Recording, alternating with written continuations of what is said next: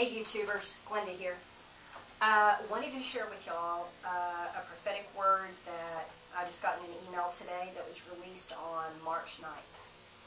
And it's called The Habitation of God and the Battle Plans of the Enemy.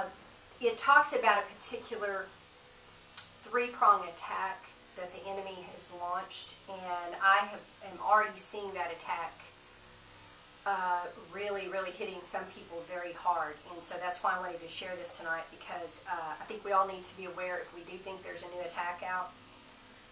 Okay, this word is not, I didn't receive this word, someone else received this word, and I'll give you that information at the end of it. On March 9th, the Lord showed me in a dream the unfolding strategy of the enemy to bring discredit to God's people and to the awakening that is giving birth across the globe right now. The enemy does not want the habitations of God to be erected, nor the cities of his presence to arise in the earth in the last days. I was given the understanding, this understanding in the following dream. I saw Jesus sitting on a large hill overlooking a vast region below him. I was sitting beside him and was watching him as he was looking below at the areas.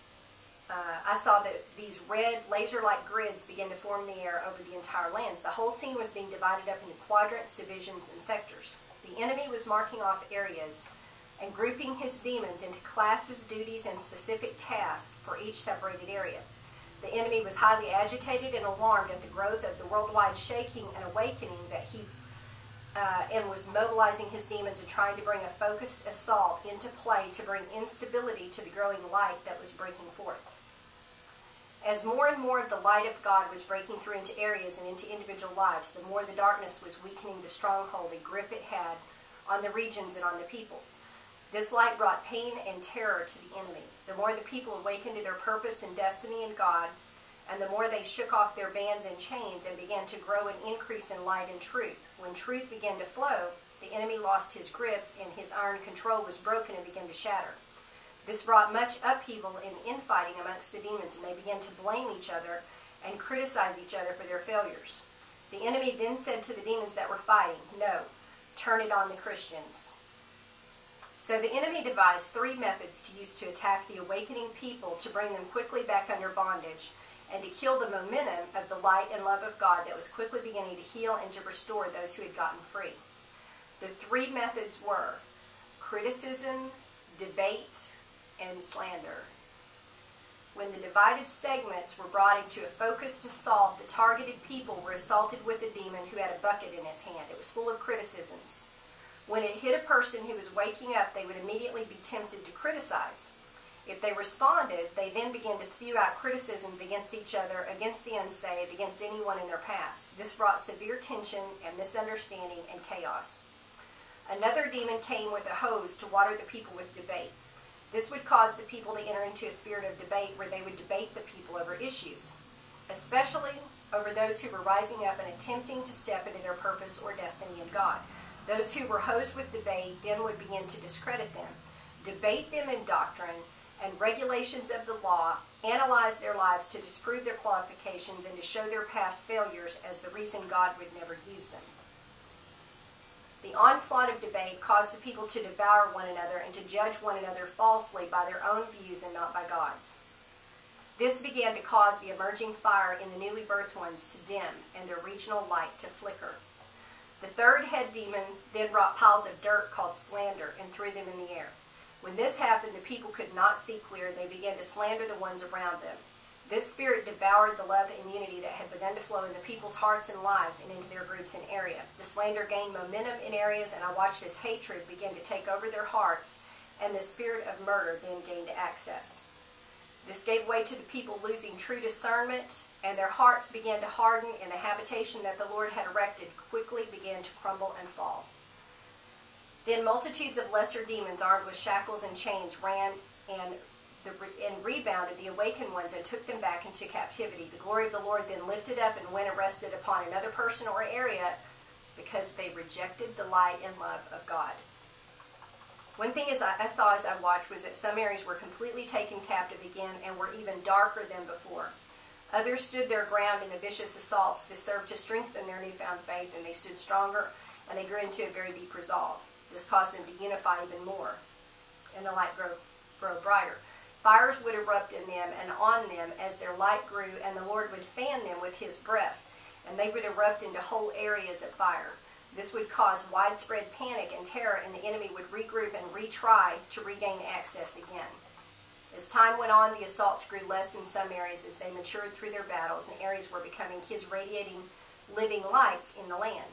The habitation of God was glorious, and the angelic hosts were multitudinous, I can't say that word, and working in those areas, fanning the cities into the great towers of fire.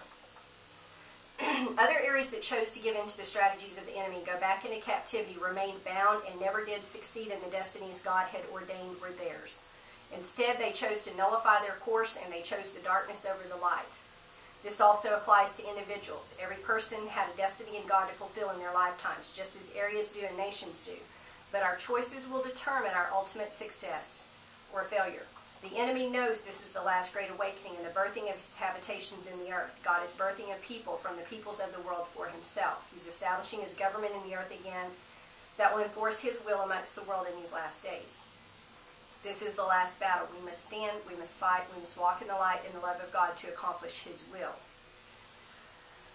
Okay, and it goes on. It says, these are 3 tests each person or area will go through to be able to release the fires of God to others into their areas and to stand until the end. And let me look and see how much time I have left so I can see how much more of this I can tell you. I still got some time. Okay. The demon's strategy was to divide the areas of the habitation of God into quadrants, divisions, and sectors. This would serve to isolate and separate and give the enemy clear and focused assaults to bring division and weakness to the young, growing habitation that was birthing forth in areas and among people, to keep it from growing, maturing, and ultimately spreading. But the Lord was revealing the past failures and mistakes that we have fallen prey to before so that we will not lose focus or break rank or yield to the temptations and warfare that will embattle all that awaken and stand in this hour as God's house. Okay. And she goes on to say, the religious spirit works within the criticism and debate. The religious spirit kills the faith, the life, the power, and the light of God. It brings chaos and confusion. The political spirit works within the slander. It kills the love, the unity, and the authority of the brethren. It brings destruction. These 2 main spirits are the main empowerment of the hierarchy that is being amassed in force right now to slow down the momentum and growth of the habitations of God in groups and areas. And then she goes on to say we need to be aware of the devices of the enemy. Okay, this word was released by Susan O'Mara, and I followed her for a while. Her website is www.intheimageofhisglory.com. For anybody that wants to go and look at the text of that, intheimageofhisglory.com. You can look at the whole text of this word. I just wanted to share that with you all because I think criticism, debate, and slander, I've seen major attacks of that just in the last week launched against people. I've had attacks come against me. Not that they're anything new. Anybody who ministers to any degree, you're going to have some attacks. But in dealing with groups of people, sometimes we'll see everyone being attacked in the same area within just days of each other. And that's a stronger sign than, just me or somebody I know getting attacked by something.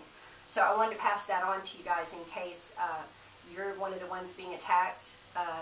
Understand that what the enemy is trying to do and fight the attack by understanding what he's trying to tear down. Don't let him tear it down. Don't lose ground to him. So hope everybody has a great night, great weekend, and thanks for watching. I'll see you guys in the next video.